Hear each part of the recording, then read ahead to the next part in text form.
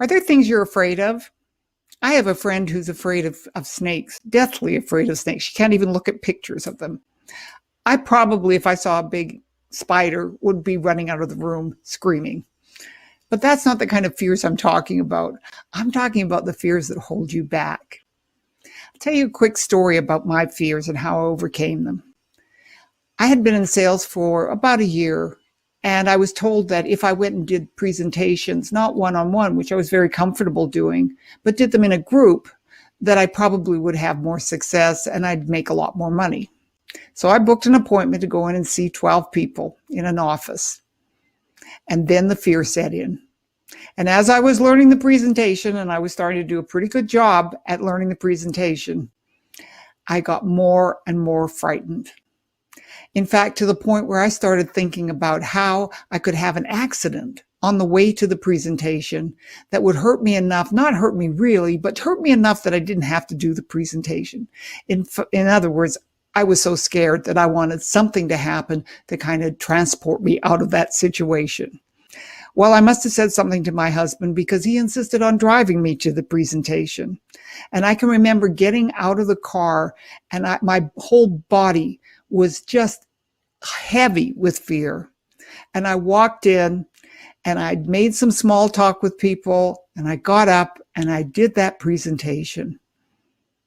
And yes, I made a couple of sales, but that wasn't the important thing that happened. The important thing that happened was by taking action, I actually got over that fear. It wasn't instantaneous. I had to do it a couple more times, but each time I did it, the sphere of fear around me got bigger and bigger. And I felt less and less fearful as I got up to the point where I went from 12 people to actually enjoying getting up on a stage where there were 15,000 people. Now, what did I do? What I did is I felt the fear, but I did it anyway. And that's the title of a great book by Susan Jeffers that I highly recommend. I read it, got some great pointers from it. It's still in print, so you can get it. But by doing that, what I was doing and what I was experiencing was a process whereby we don't overcome fears by thinking our way through it. We overcome fears by doing our way out of it. And the more you do something, the more you step up to those fears, the more courage you have. Because courage isn't the absence of fear. People who are courageous are not doing something they're not afraid of. They're doing something they are afraid of. But they're feeling that fear and they're doing it anyway.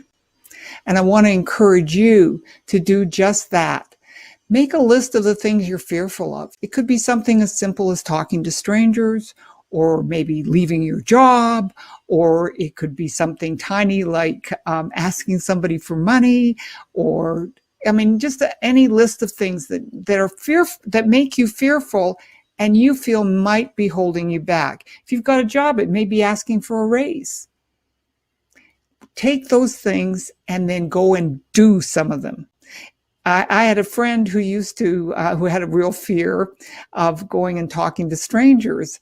And so he decided that anytime he was in a fast food place for lunch, he would stand at the door and he'd say something to this effect: Ben does something that he's fearful of every day.